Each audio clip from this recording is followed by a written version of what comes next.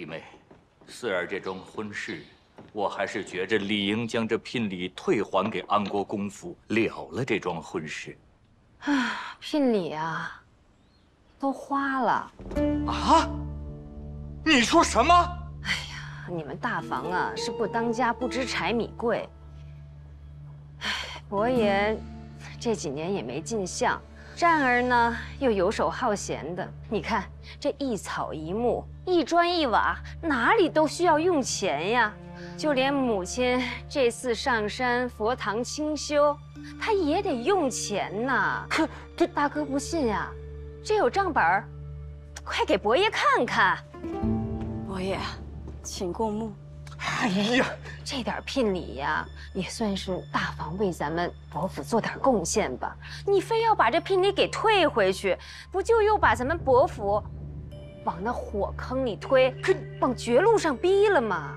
是，弟妹你操持家中之事甚是辛苦，可这聘礼是四儿的，你怎么能够？大哥，你这是在怪我呀？这就是那礼单，你回去点点，看缺些什么都给他配上，然后回去把那婚给退了。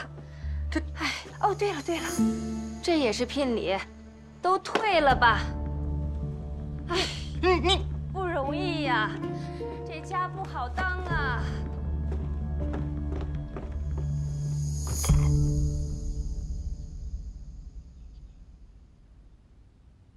都怪爹无能。爹，不怪您。但是我在想，这聘礼，他肯定是藏在那儿了。女儿想个办法，把聘礼给找出来。哦，就是可能要先借我娘的嫁妆一用。看我这簪子和坠子搭吗？搭。衣服呢？好看。明日啊，我要跟一帮贵女去踏青，绝不能被他们看扁了。我就穿这身儿。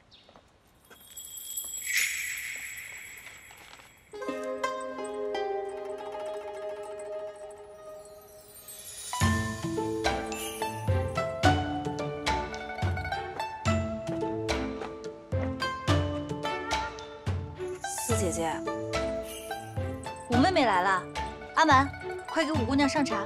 是。四姐姐好兴致啊，还打扮得如此出挑。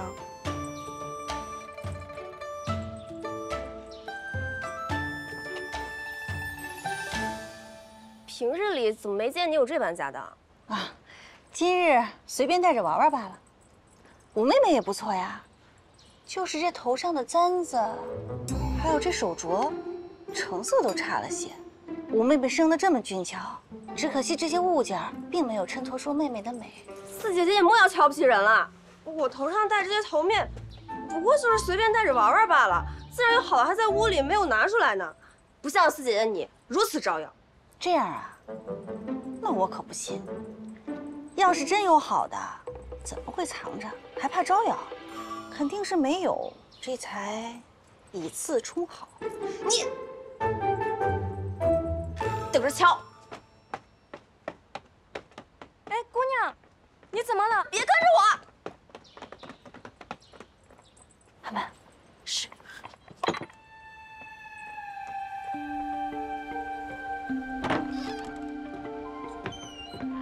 催，就知道催，没了我你们什么都干不了。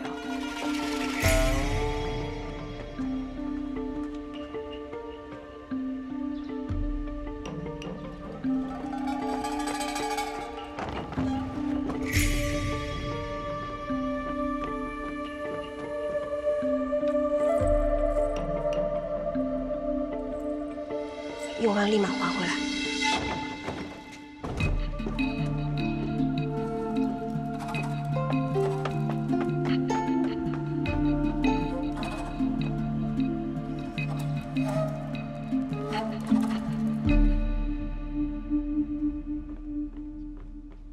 阿满，怎么样？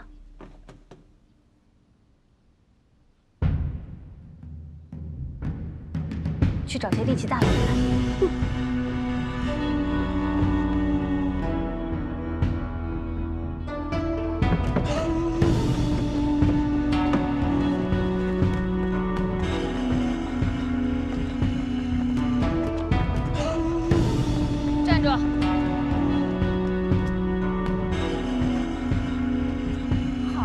的胆子呀！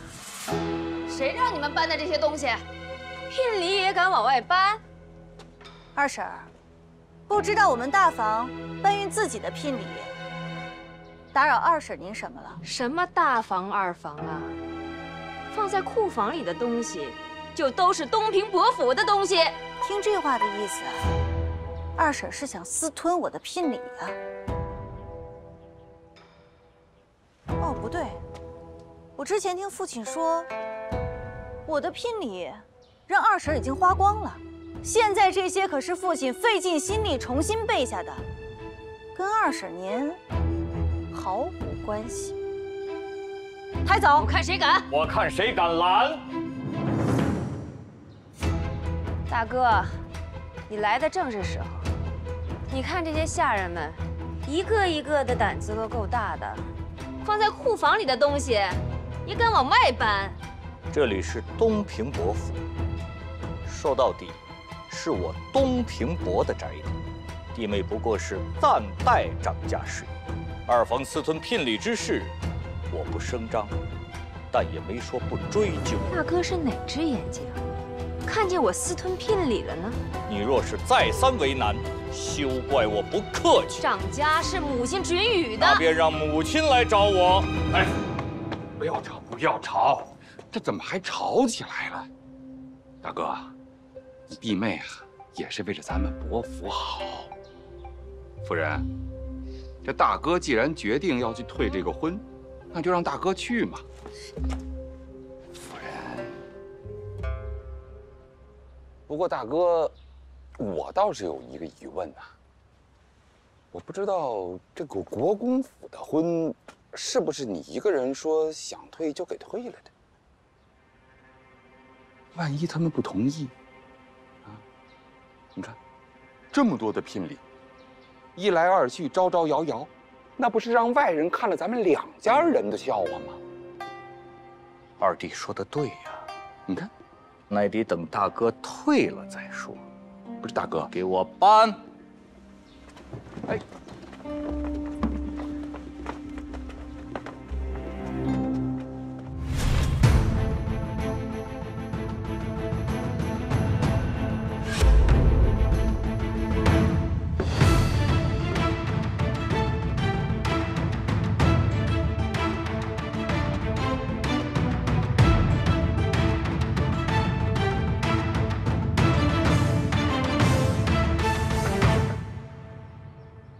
此乃都城司令牌和官印，交于司尉。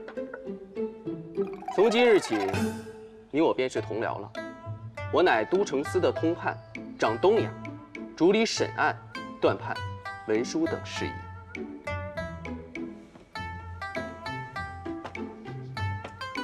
你呢，掌管西衙，这治安巡防、抓捕要犯都归你管，但仍要记住。以东衙为首，听从安排。为了你我二人日后更好的协作，本官特意将注意事项整理成册。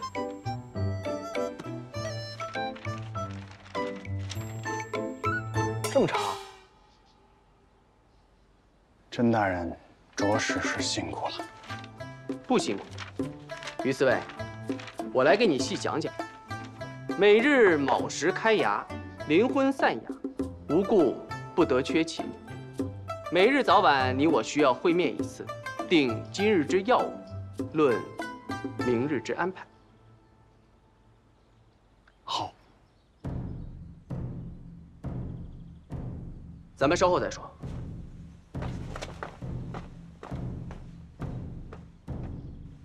我早就跟大哥说过。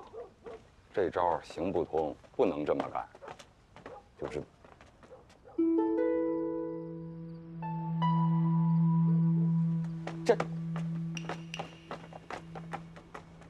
这谁给弄回来的呀？伯爷，这好像是安国公府差人还回来的，我们也做不得主，已经请过二夫人了。我这明明放到安国公府了呀，怎么又给抬回来了呀？抬回去！伯爷，那安国公府的管家说，您要是再抬回去，他们还得再抬回来。哎呦，这聘礼怎么又给抬回来了？这一日折腾来折腾去的，也够辛苦的。哎呀，伯爷宽心，国公府呀，定是舍不得咱四丫头，才不愿意退婚的。那季公子啊，也是一时鬼迷心窍，未来还是得跟咱四丫头好好过日子呀。大哥，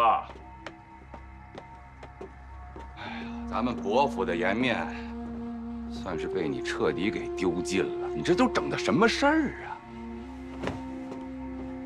来人，把这些东西都抬回去，别在这碍眼。是。还是二爷神机妙算呀！你看大哥，也不顾及他女儿的颜面。夫人，你也少说两句吧。反正这聘礼都送回来了，我也安心。哎，公子，这儿呢，这儿呢，风景挺好啊。有水路就有升起。对，这条河呀，直通内外城。这条，哎呦，慢点，哎呦，慢点，哎呦，这宅子啊，交通很方便，不咬人，不咬人。哎呦，好，是。这前面呢都是东平伯府啊，这是他的北宅。公子，您随便看，你看这桌子、椅子，还有这床，这都是新的。这外域的治安啊，是不如内城。养条狗也挺好的啊，可以看家护院。哎，我们二流可不是看家犬，那是纯正的军。啊，来，俊俏无比、威风凛凛的大宝贝儿呢。大宝贝儿。这临安城啊，就是内富外贫。这好多的达官显贵啊，有钱有势的，那都住在内城。公子，您要是手头宽裕的话呀，小人建议您优先考虑内城的宅子。不必了，就这儿吧。不过根据大周律啊，这房子的买卖啊，咱们呢还要先问一下房东的亲戚，再问问周围的邻居，他们要是无意购买，那就成了。那就快问吧。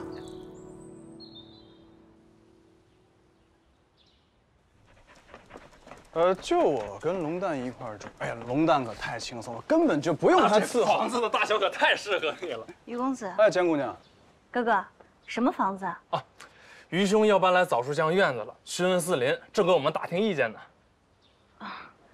枣树巷院子咱们是要买的呀，怎么会让旁的人搬进来呢？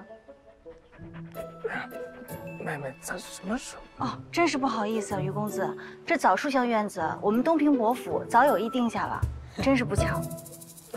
无妨，江姑娘，条件随便开，怎么样才肯把院子让给我？考虑考虑。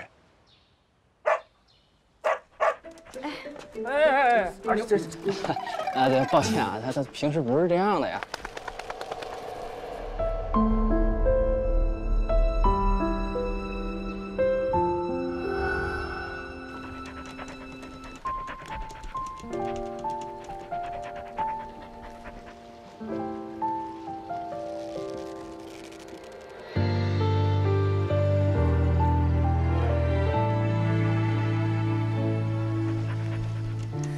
辗转多少千万丈的红尘，清风徐来，几阵心也敢爱敢恨。问朝夕可曾见微光落地生根？分过你我之间，开出天地情深。里边请。这里。妹妹。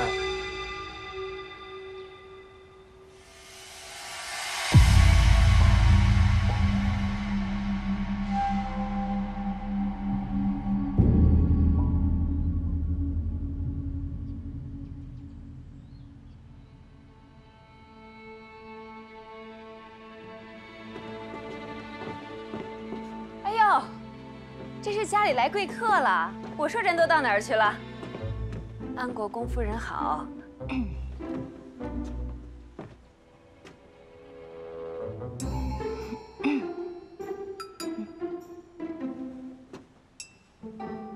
崇义今日登门赔罪，还望岳父大人海涵。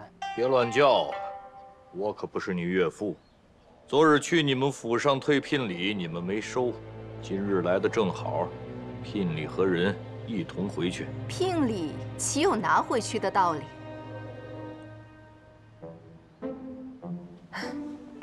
夫人，女儿受委屈了，这当爹爹的心里不舒服，再说了。崇义犯了糊涂，我做母亲的绝不偏私。他父亲也请了家法，还望东平伯和四姑娘再给他一次机会。再给机会？再给他机会来谋害我妹妹？谋害？二公子，这话是从何说起？你儿子没告诉你，他把我妹妹推进河里了？战儿，长辈说话不许插嘴。崇义，到底怎么回事？母亲，没有这回事啊！跟他们说清楚，到底怎么回事？岳父大人，四姑娘因为狡猾，意外失足才掉入河里边，旁边都有人看到，他们可以作证啊！江公子，你无凭无据，不能冤枉人呐！我就知道我们家崇义这品行是绝对不能干出如此糊涂之事的。那日四姑娘落水，可把我们一家子都急坏了，尤其是崇义啊，嚷嚷着要下河找四姑娘呢。夫人先坐，夫人先坐。大哥，你看孩子都跪下了，也知错了，这不就是个误会吗？啊，嚷嚷着要下河，莫不是着急要下河确认我到底淹死了没有，这样才好娶自己相好的过门啊？四儿，你这位出阁的姑娘，你这说什么话呢？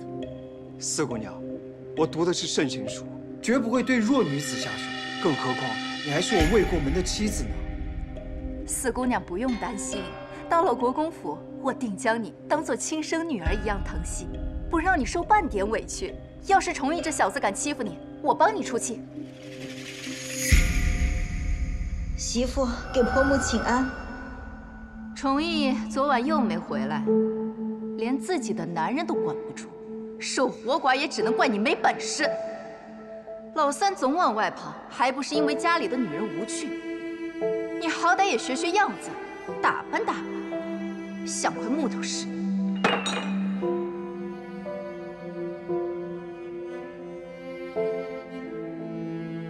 儿妇知道了。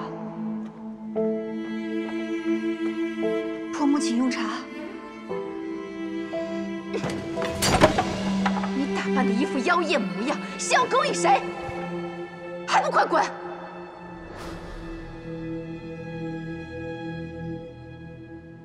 四儿听见没？有这么好的婆母，你嫁过去那就是享福了。大哥，是不是？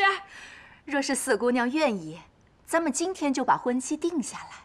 我也盼着你早日嫁进国公府。魏夫人，我还是那句话，退婚。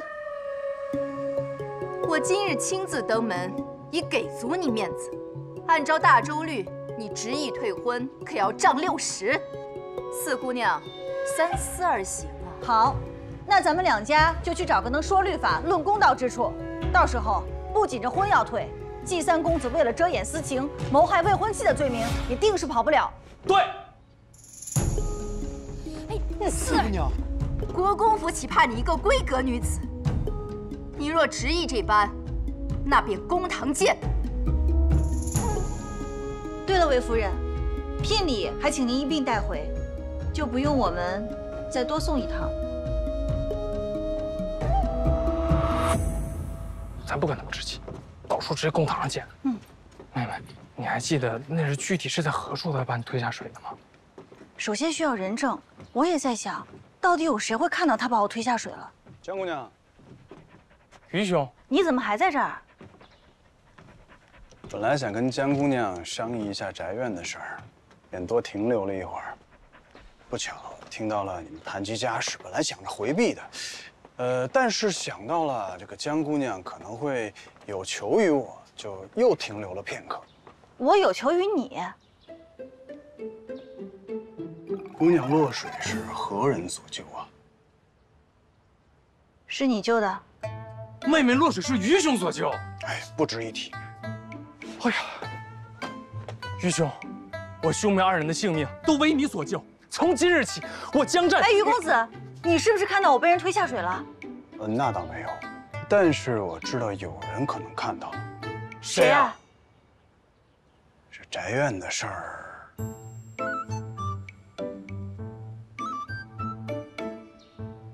可以商量。太好了，我们就要成为邻友了。义兄，没想到你我兄弟缘分如此之深。哎呀，都是缘分。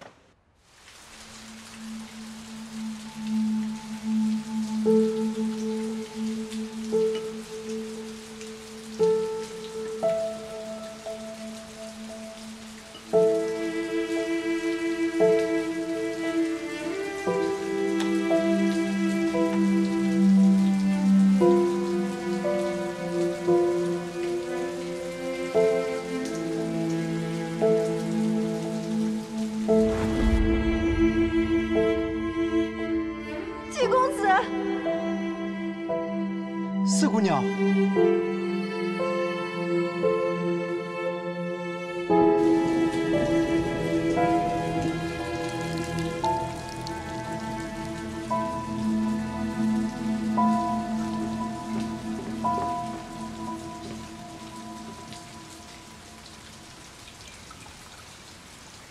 姑娘，可是在担心官司。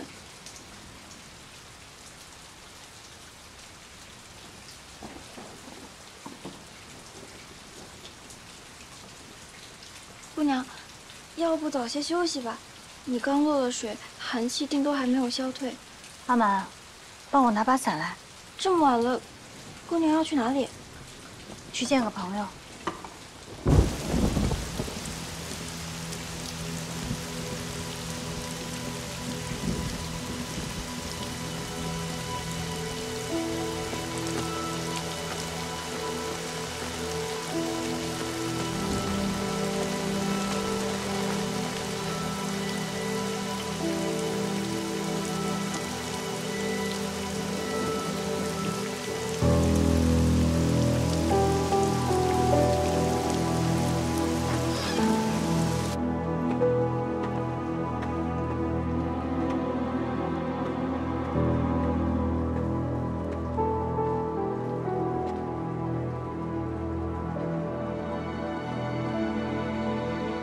你来了。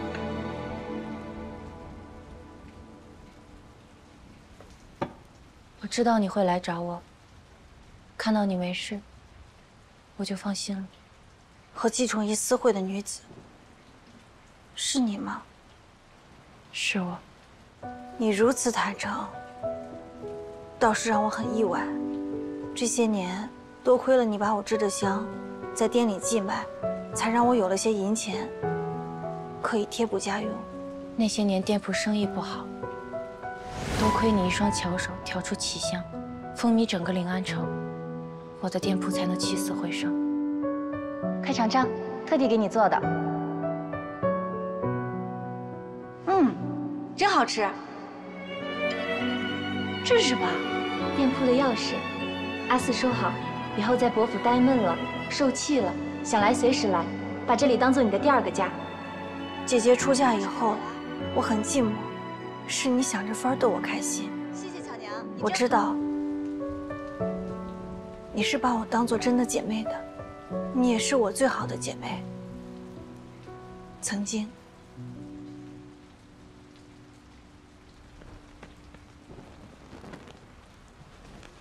事到如今，没什么可瞒你的。巧娘，店里这么多香，你觉得哪一款最适合我？我来想想。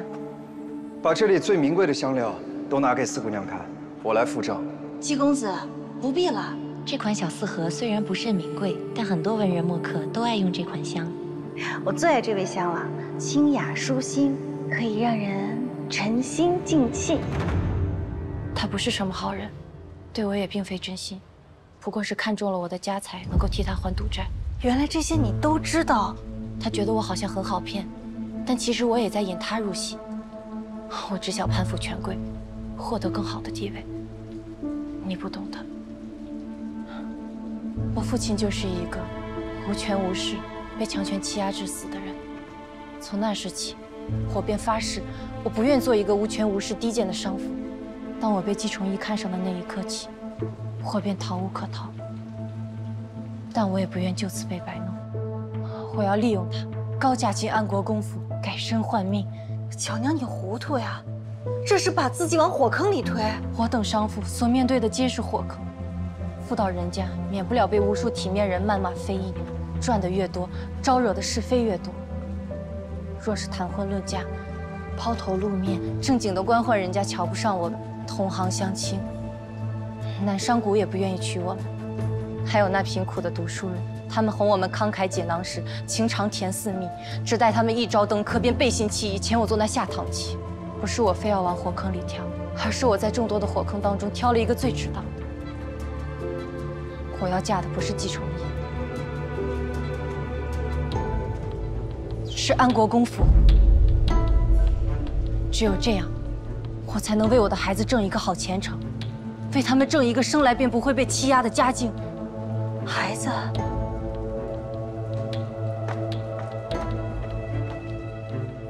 你有身孕了。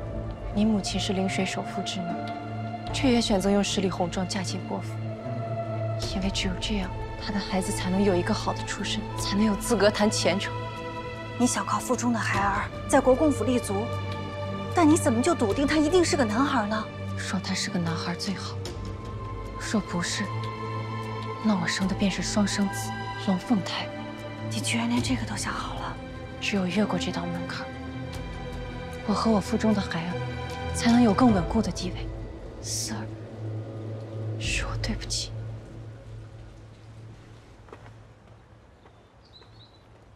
什么退婚？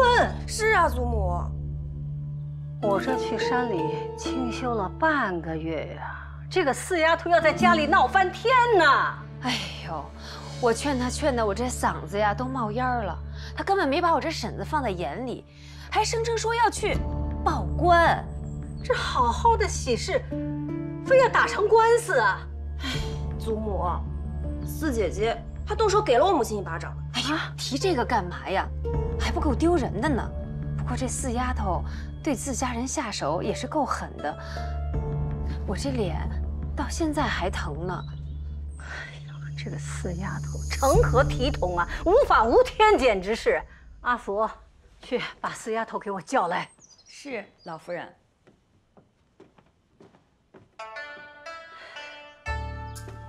祖母，您快喝口茶消消气。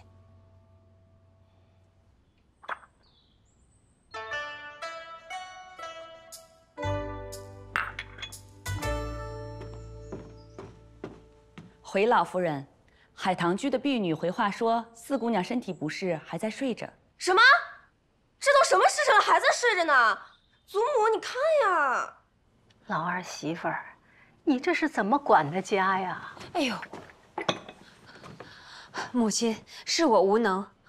可是这四丫头，自从落了水之后，就像变了个人似的，倒是有几分破罐子破摔的意思。这老大也不知道怎么教育自己的女儿的。哎呀，伯爷您就别提了，他女儿胡来，他不但不拦着，还亲自去了国公府，嚷着要退婚。他还扬言说，拿不到退婚书，他誓不罢休。去海棠居，我倒要看看这个四丫头到底病成什么样子，还起不了床呢。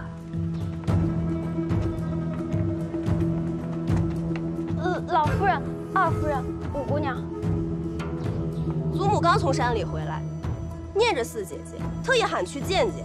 怎么四姐姐昨日还活蹦乱跳说要退婚，今日就病得下不来床了？姑娘先前落了水，昨儿又受了凉，所以才……那我更要去看看。哎，五姑娘，您不能进去。五姑娘，阿满，我妹妹来了，怎么不通报一声啊？这什么水啊！我刚才全身发冷，煮了点姜水泡脚呢。好了，祖母，您回来了。母亲，跪下！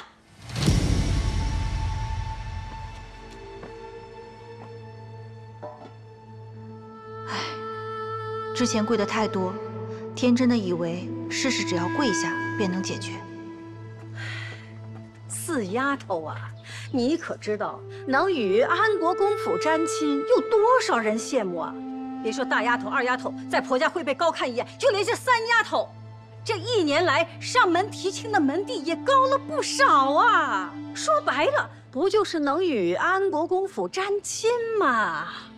夏虫不可语冰，嘀咕什么？没什么，祖母，孙女知道了。你祖母回来了，你倒是办得乖巧了许多啊。那既然这样，咱们呐就跟安国公府低个头，收婚约照旧。好，任凭二婶做主。祖母，那孙女现在可以起来了吗？继续跪着。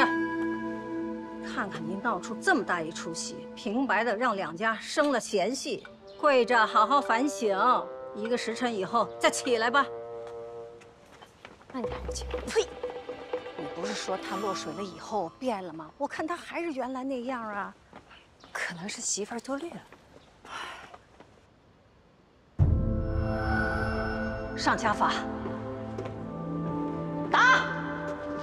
别打！别打！长儿，这祖母，我看谁敢护着他！母亲三思啊！那季崇义敢将四儿推入水中，定不是什么良善之辈啊！大哥糊涂啊！人家那是安国公府，能够高攀到安国公府，那是大房烧了高香了，何必计较许多呀？他现在代表的是我们整个江家，啊，那江家的嫡女心里只有自己，还要把退婚的事弄上公堂，那这是把咱们伯府的颜面放在地下碾呀！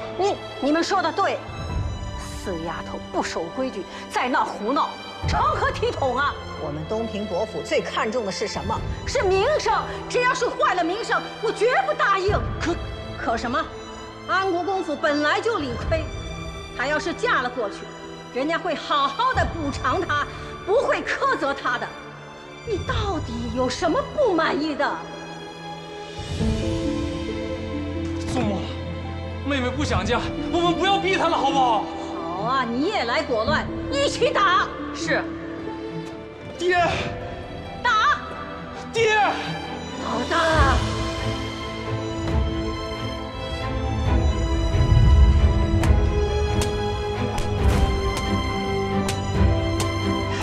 祖母，别打了！祖母，别打了！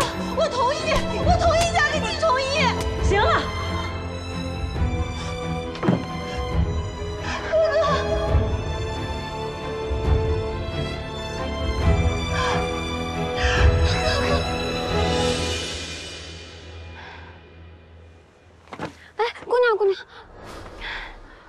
姑娘，您之前不是说要上公堂退婚吗？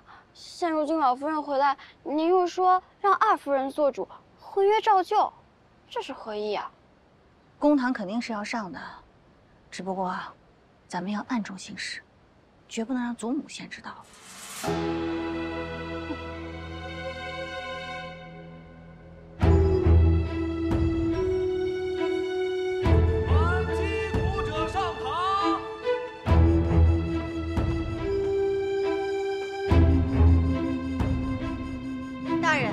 民女要报官，结状。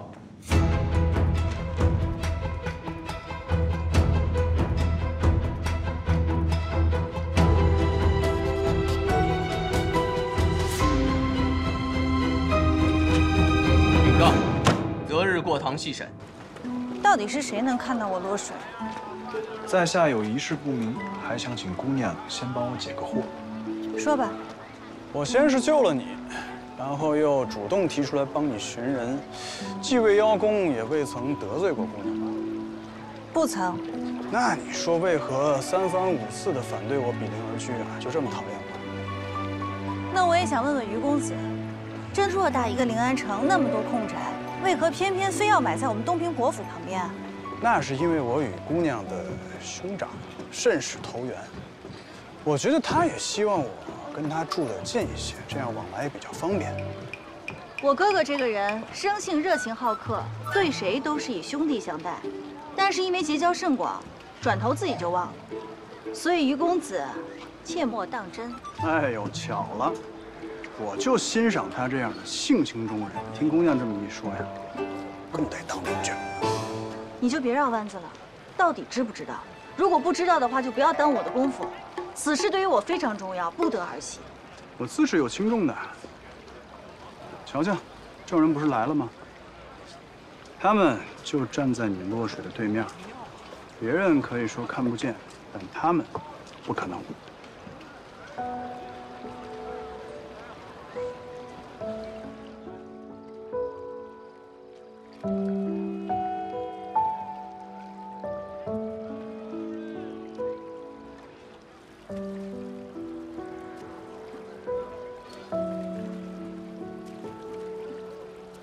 只要退了婚，一切就能够重新开始吧。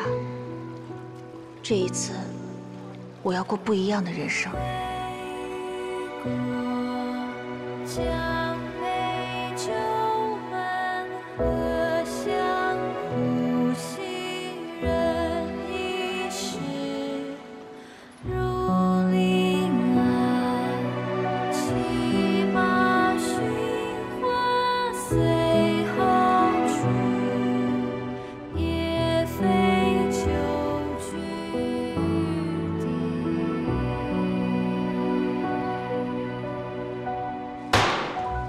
季崇义，江四状告你蓄意谋杀，你可认罪？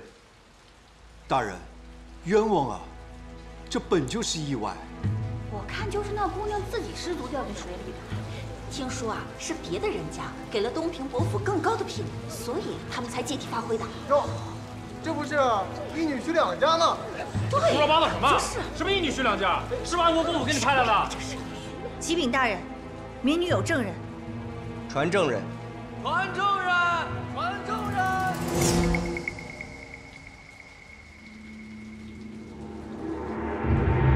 哎呦，我的老爷，你倒是说句话呀！这旁的不说，甄大人那边可需派人去打点打点。你倒是拿个主意呀！旁人还能疏通打点。都城司甄衡是个油盐不进、六亲不认的主。就连陛下有时候也要让他3分，所以才将这最难做的都城司通判一职给了他。堂下何人？小人王东升。以何谋生？我在馄饨店做小二谋生。那本官问你，当晚你看到了什么？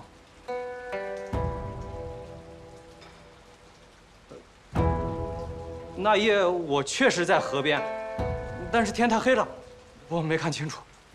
此乃公堂，不得妄言。你到底有没有看到什么？没看清。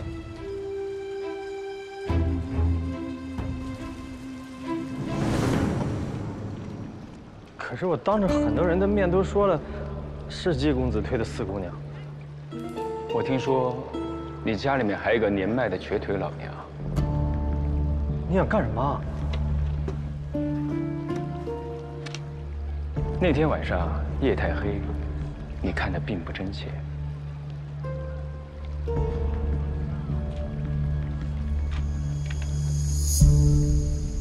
江四，你可有话要说？启禀大人，还有一证人，字画店老板宋林。小人宋林拜见大人。小人的确看到过四姑娘落水，只不过她是自己失足。宋林，你是否看清楚了？回大人的话，小人看得清清楚楚。你们2人先退下。是，大人。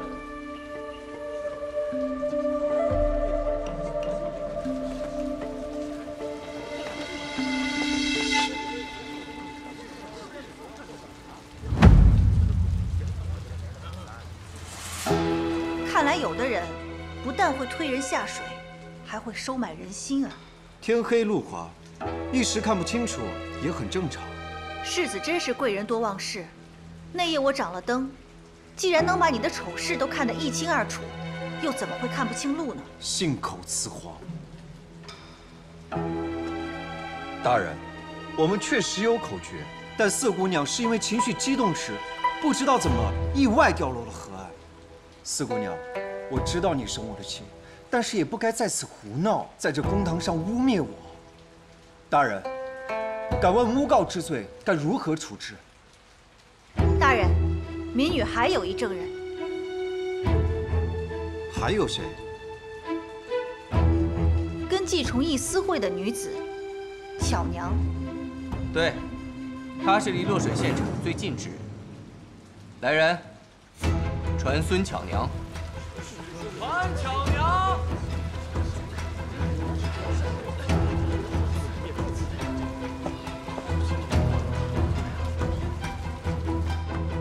民女孙巧娘，参见大人。孙巧娘，那本官问你，季崇义到底有没有推将士落水？巧娘，你如实大胆地说，有我在，不用怕。